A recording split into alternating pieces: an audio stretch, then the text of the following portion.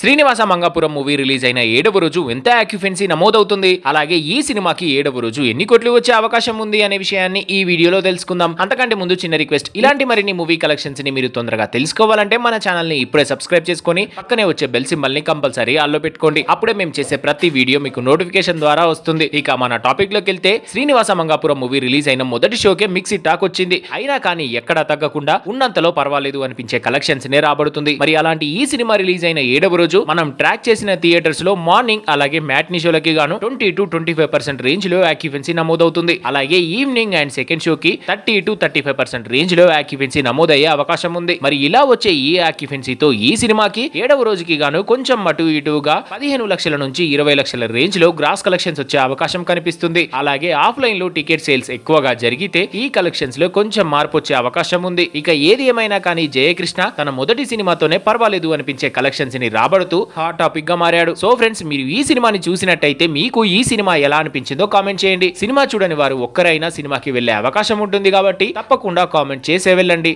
Thanks for watching.